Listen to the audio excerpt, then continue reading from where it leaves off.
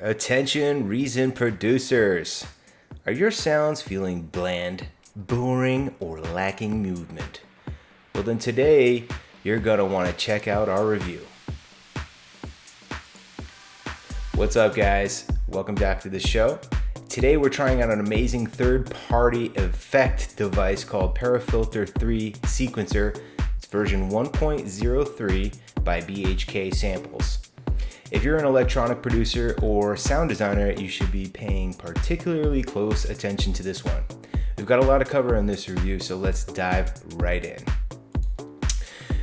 Before we get started, I just wanted to plug my clothing store, obviously wearable.com. Here you can buy the awesome shirt I'm wearing today and many, many more. So please help me out with your support and buy a super comfy shirt that I designed. Links in the description. All right, so let's first check out the ParaFilter product page on the Reason Studios website. The description is also in the links. So here we are, ParaFilter Sequencer 3.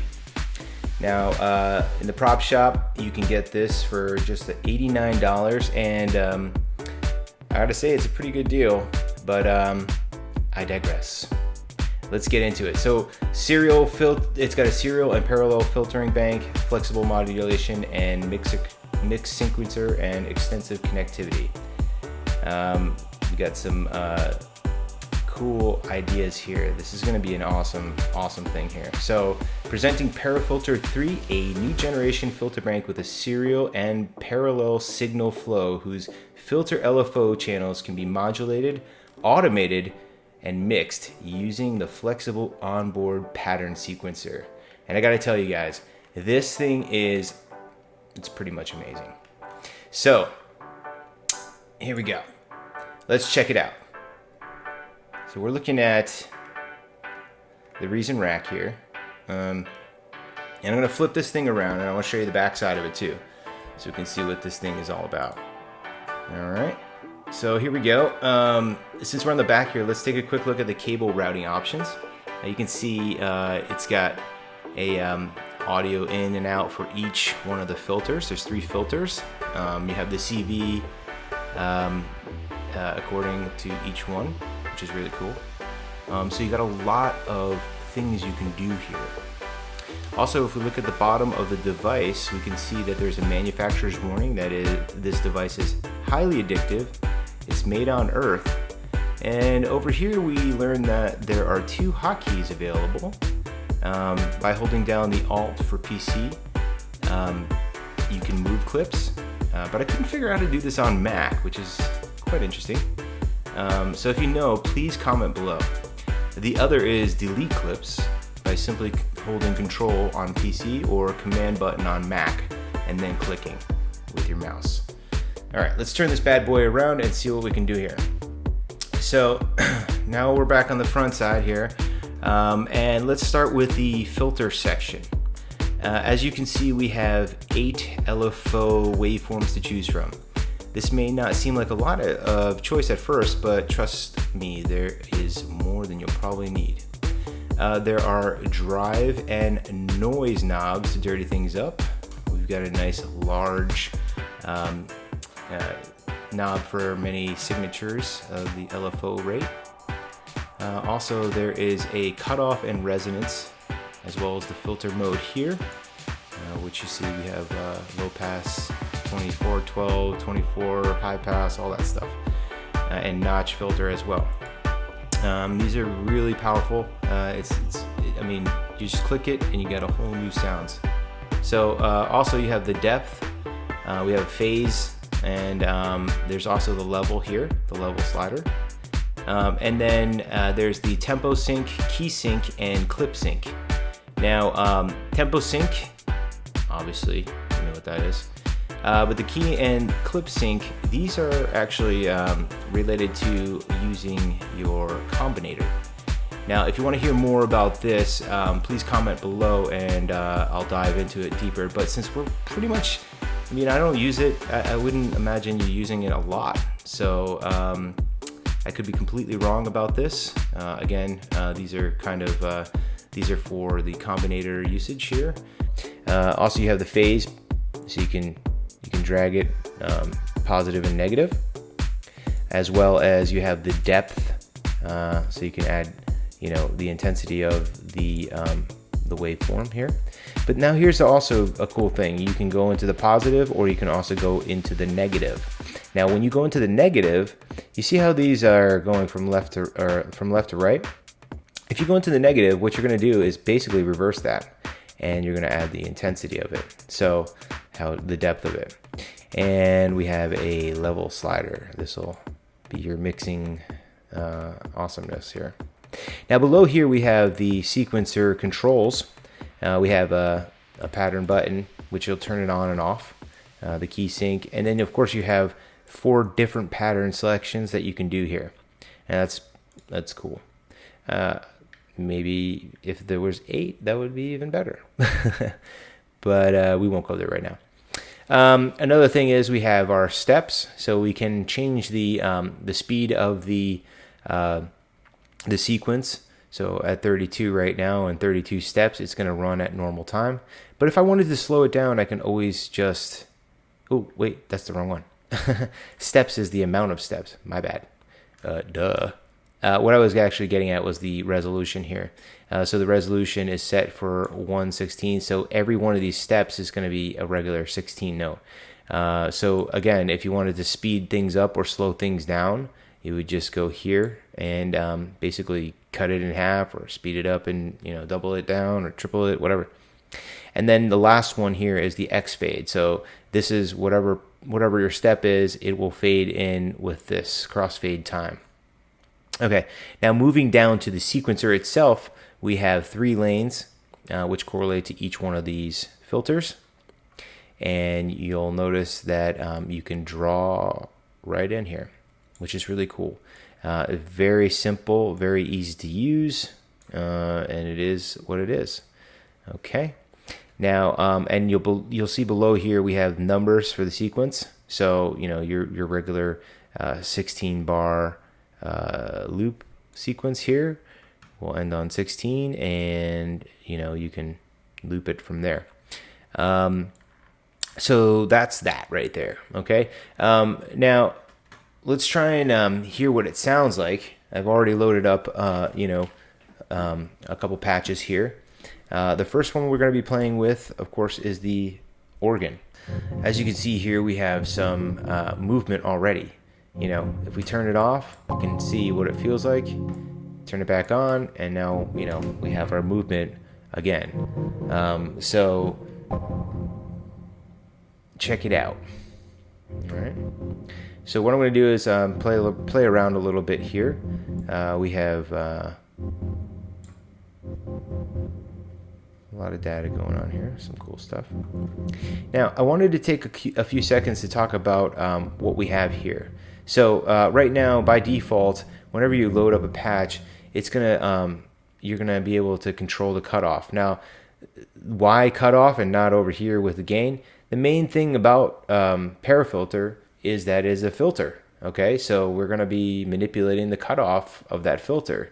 That's the most important thing. So that's why we're gonna see that automated right off the front, or, you know, default. So if we play around a little bit, we can see, you know, just what we're going to get out of these sounds. Now,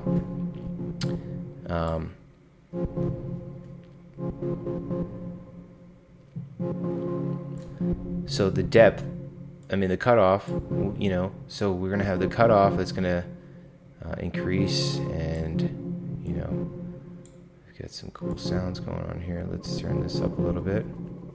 See what we got going on with that. We can change the speed of it. We can change it up, and we can also change the filter. Just click on it, and there you go. Pretty straightforward stuff here. But as you can see how powerful this device is, it's just really, you know, it's really in charge of what's going on here. And again, you know, looking in at the back side, you have all those CV outs. So anything that's on the front side of this, you can see how it has the output for it, which is quite amazing. Okay, let's check out a different sound here.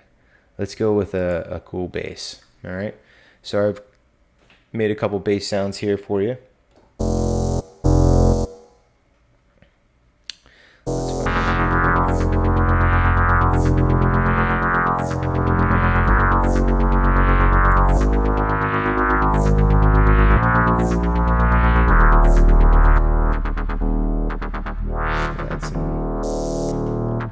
Got some cool sounds here. I mean, the rhythms, just everything that's going on here. It can get really complex real quick. So let's hear some more. What if we move some stuff around here? Now, one of the cool things is, of course, you have the rate. You can change the rate. So obviously, you can see here. The rate is changing as it hits the sequence.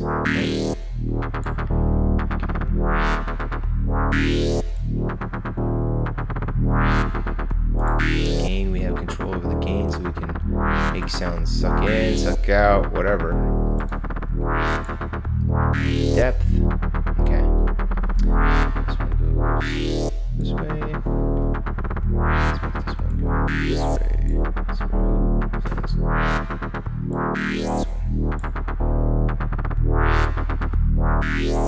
Interesting. Okay, so you can see this is a really cool machine. I'm really pretty excited about it.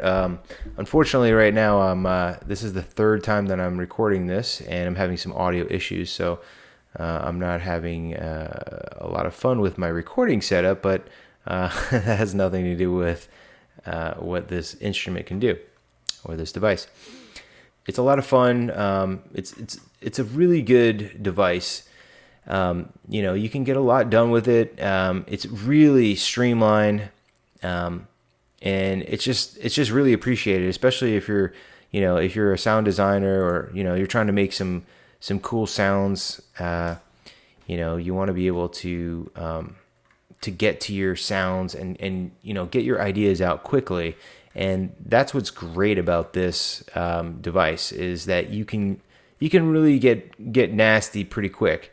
It comes with a lot of different presets, and you can download more from their website, as well as create your own. And the sky's the limit as far as that's concerned. Now, what do I think about this? Like I say, I mean, this is an amazing device. I think it's definitely worth the $79 or $80 or whatever it is. Actually, I'm sorry, it's almost $90. But you can get it on sale. Like I said, you can probably find it at a point on sale on the in the prop shop, and that is always a good thing. That's what I love about Reason's, the store for Reason, is that you can pretty much buy discounted devices all throughout the year. If you miss them, there's always new stuff. And, if you're one of those guys like me who just loves to buy new devices and play around, I mean, that's part of the fun right there. That's what Reason brings for you. So let's get into my review on ParaFilter. Obviously, I really enjoy this device. But my final thoughts. Okay, so this device is obviously awesome. I think they could have gotten away with just giving us one filter sequence and sequencer, but they gave us three. So that's really awesome. You can really get into depth with this, and it sounds great. I just like if you get bored with just playing with regular sounds and everything, this really will shake things up. Using it to modify, using the CV and everything to control other devices, it's pretty badass. It does everything that you expect it to do, and more. And I love the fact that you can really see what's going on with the sequencer here. It's just amazing. I mean, it's a small unit, but it delivers a big sound, and that's what we're looking for. That's what I'm looking for when I'm producing. I produce a lot of house music, and that type of genre, and to have like floaty pads, floaty synths, this kind of thing, like just kind of like popping up here and there. I mean, it's what house is all about. Getting into the groove and coming up with new grooves, and I love the fact about the sequencer is that I don't have to worry about drawing in the automation lanes and everything and having to deal with all that. This really gets you to get into it and go. You're just in there, and I mean there's no Bezier curves yet. I don't know if version 2 might have that. I don't even know if it's necessary, but what's here is just fantastic. So I gotta say it's a pretty awesome device. All right, so my thoughts on this are pretty simple. The depth of movement in this device is outstanding. You just have so much effortless control. Sure, you can painstakingly automate and figure out ways to produce the movement without it, but those are the type of tedious things that suck the excitement right out of producing and developing interesting sounds on the fly. Works to inspire great new ideas. Now, as a great device, this is I still like to mention a few things where a few places where a couple simple improvements might benefit. First is the sequencer lane. So you'll notice each step here. Let me get you a clean view. So each step starts out with a gray and black, gray, black, and that's the sequence, right? But I think this is lacking. I mean, even on my 5K Retina display Mac, I'm squinting to see it.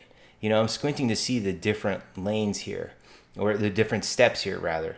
And that's kind of cumbersome in my opinion, because when I'm drawing stuff on the fly, I want to be able to sync these up to important steps. So I think that step 1, 9, 17, and 25 should have a brighter color, something that's bold, and kind of just gives you an idea. I mean, if you're looking at it with a bolder color, you'd see that each one, there's 4 of them in the sequence here total, and they would just stand out real nice. So I would love to see that contrasted a little bit more. Also on the other steps, such as 5, 13, 21, and 29, these ones here, boom, boom, and boom, I would like to see a dimmer version of that color so that you can kind of really just cut down each thing into sections and make it, just that much easier to organize your time signatures more effectively. And of course, not having to squint. That is, that's important.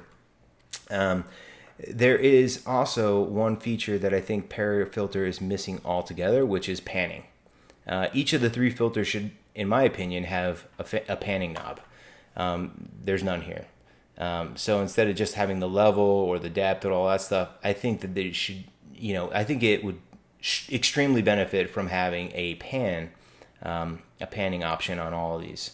I mean, if you see the back here, obviously you can route these outs and make the pan do, you can do other things with routing and CV and everything. But again, the whole purpose of this machine is to be able to jump right in, dive into the sounds, and get real nasty with your automations and messing shit up, mangling stuff. And so that's a thing that I think would be very effective in this. I mean, I know personally I would use this feature just by itself, just for panning. I would use, imagine having 3 different pans available for one sound. You could just really mangle and manipulate some cool sounds and get some really interesting spatial effects going. And that's kind of what we want. This is sound design. This is not just for anybody.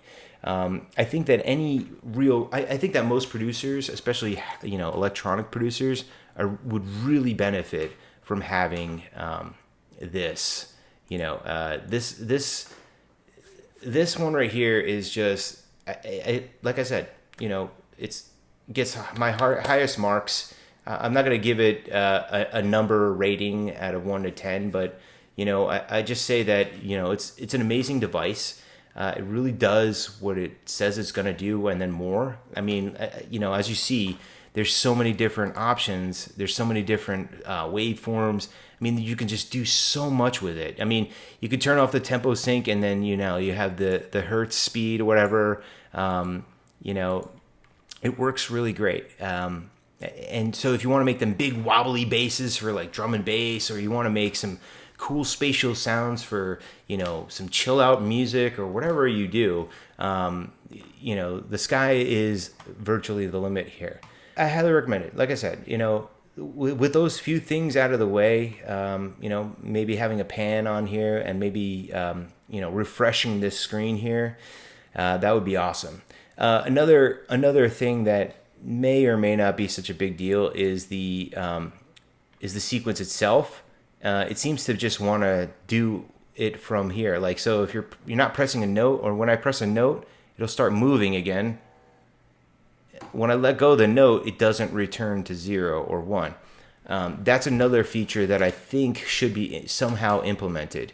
I'd like to see it maybe with either the key sync. That's what I was thinking key sync was. If I press the key sync button in, I figured that the sequence would start from 0 and sync from there.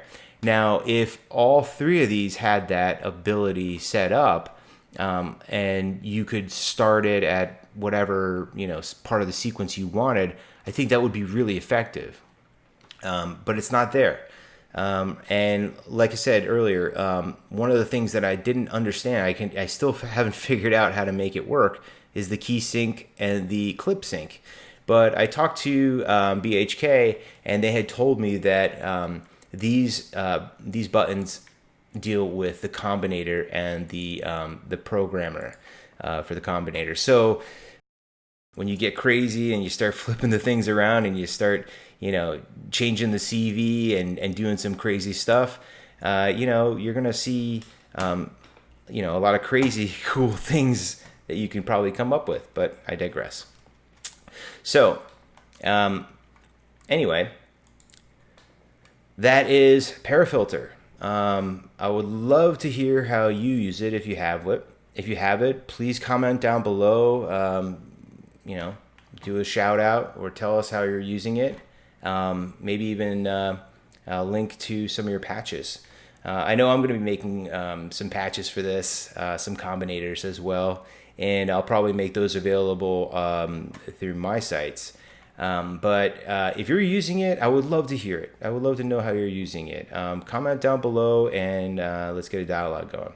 Now, before I go, I just wanted to say again, check out this shirt, I guess.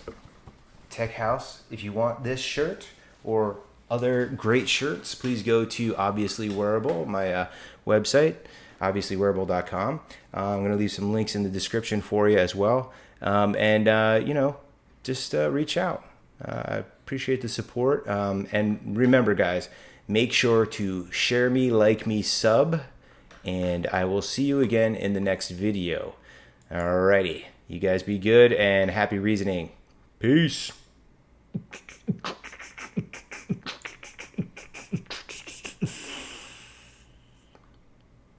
Buy my product. Ooh, sorry about that.